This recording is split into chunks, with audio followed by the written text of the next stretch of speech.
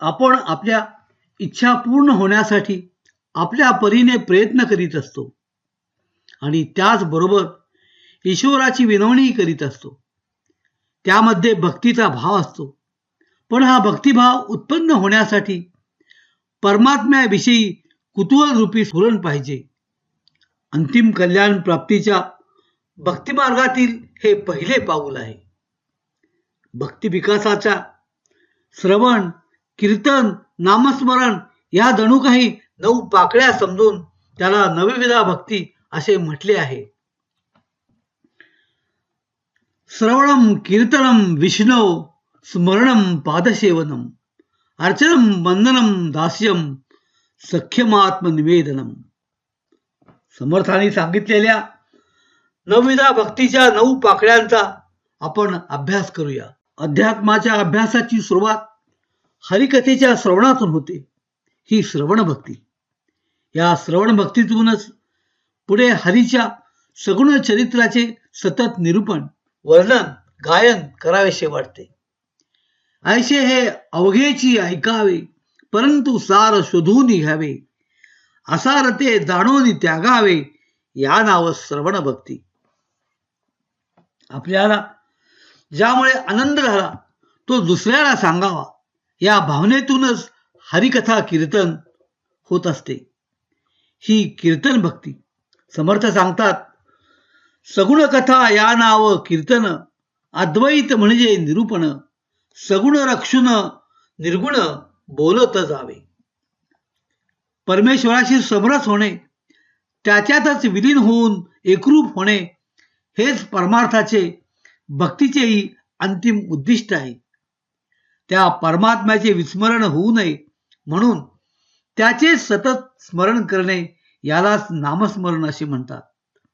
नाम आणि श्वास ही 2 नसून श्वास हेच नाम आणि हरिनाम हाच आपला श्वास, अशी आपली स्थिती मनापासून केलेल्या नामस्मरणाच्या भक्तीमुळे व्हावी. विशेष म्हणजे परमेश्वराचे नाव कोणीही कोठेही आणि केव्हाही घेऊ शकतो. त्याला स्थळ काळाची किंवा जातीपातीची मर्यादा राहत नाही.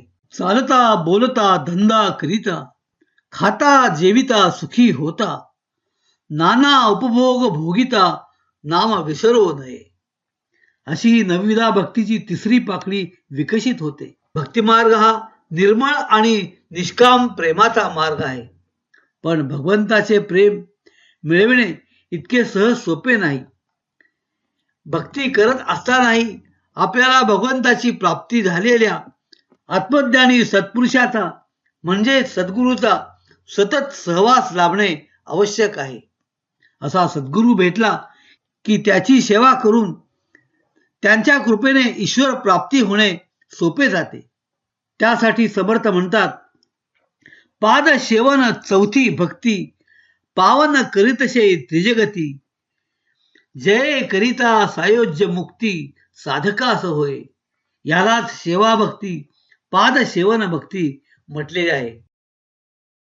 परब्रह्माचा लाभ म्हणजेच आत्मवस्तूचे ज्ञान. ते ज्ञान आत्मज्ञानी सद्गुरूस कृपावंत होऊन निरपेक्ष बुद्धीने सत्शिष्याला देतात. देव आणि गुरु हे दोघे वेगळे नाहीत, हा सत्य निर्धार शिष्याचाही असतो.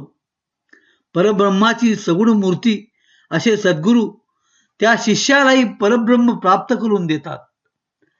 म्हणून गुरूंची, देवतेच्या मूर्तींची, पादुकांची पूजा आपल्याला करता येते. अशा इष्ट देवतेची पूजा अर्चना म्हणजेच नवविधा भक्तीतील 5वी पाकळी अर्चन भक्ती होय. नाना आसने उपकरणे, वस्त्रे अलंकार भूषणे, मानस पूजा मूर्ती ध्याने, या नाव 5वी भक्ती. भक्तीचा उत्कर्ष होण्यास वंदनाची भावना फार लाभदायक ठरते. आपण जे जे करतो ते ते वस्तुतः आपल्याकडून घडून येत असते. त्या मागचा खरा करता तो ईश्वर आहे, अशी जाणीव वंदन भक्तीमुळे सतत जागी राहते. त्यातूनच नम्रता, लीनता या गुणांचा उत्कर्ष होतो. रामदास स्वामी म्हणतात, नमस्कारे लीनता घडे, नमस्कारे विकल्प मोडे, नमस्कारे सख्य घडे, नाना असत पात्राशी.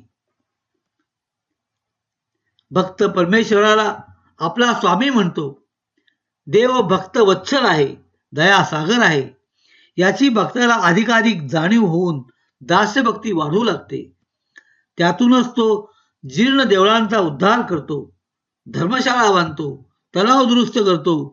समर्थांनी याचे वर्णन, भंगली देवाळे करावी, मोडली सरोवरे बांधावी, सोफे धर्मशाळा चालवावी, नूतनची कार्ये. या दास्य भक्तीतूनच पुढे सख्य भक्तीची पाकळी विकसित होऊ लागते. सततचा सहवास, निकटचे सानिध्य आणि जवळीकतेची ओढ वाढीस लागते. हीच नामदेवाची उत्कट सख्य भक्ती.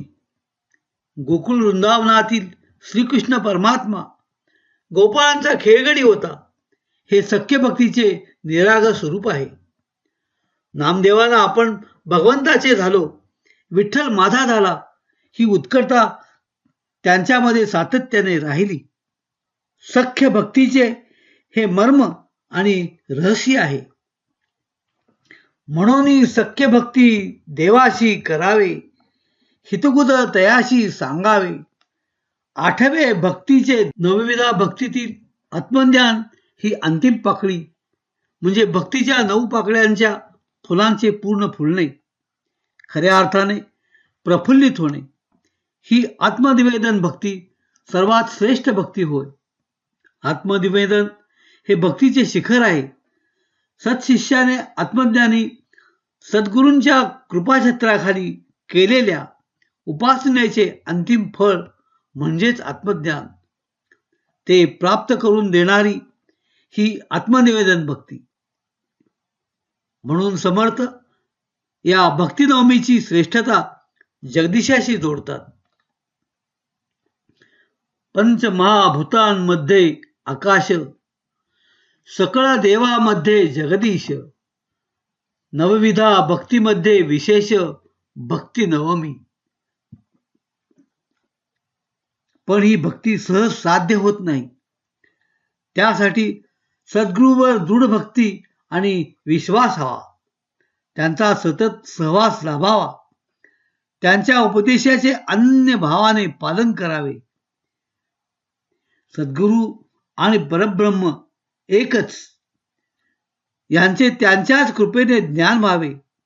यासाठी कठोर साधना केली तरच आत्मनिवेदन भक्ती साध्य होते. मग ती सफळ होऊन आत्मज्ञान होते.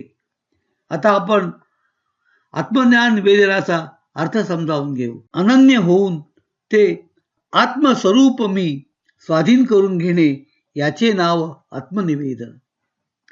श्रवण भक्तीपासून सख्य भक्तीपर्यंत विकसित होणारी भक्ती म्हणजे आपण भगवंताला अर्पण होण्याच्या पायऱ्या आहेत. आणि त्यांची परिणिती आत्मनिवेदन भक्तीत होऊन निर्गुण परब्रह्माची प्राप्ती होते. तेच आत्मस्वरूपाचे ज्ञान, तोच ब्रह्मप्रकाश. अशा आत्म्याचे स्थिर दर्शन होऊन आत्मज्ञानी होणे होय. समर्थांनी याला जन्म मरणाच्या फेऱ्यातून मुक्ती असे म्हटले आहे. पण यासाठी आधी सांगितल्याप्रमाणे साधकाची पूर्वतयारी पक्की होणे आवश्यक आहे. मी कोण आणि परमात्मा कोण याचा शोध घेऊन मी आणि तो एकच आहोत असे ज्ञान होणे म्हणजेच आत्मनिवेदन असे समर्थ म्हणतात. आत्मनिवेदनाचे लक्षण, आधी पहावे मी कोण, मग परमात्मा निर्गुण तो ओळखावा. आत्मनिवेदन भक्ती म्हणजेच निर्गुणाचे ज्ञान. निर्गुण आत्मा आणि आपण एक आहोत असे ज्ञान होणे म्हणजेच परब्रह्माशी ऐक्यत्व पावणे. हेच आत्मज्ञान होय. सद्गुरू कृपावंत होऊन हीच श्रेष्ठ अवस्था आपल्याला भक्ताला प्राप्त करून देतात.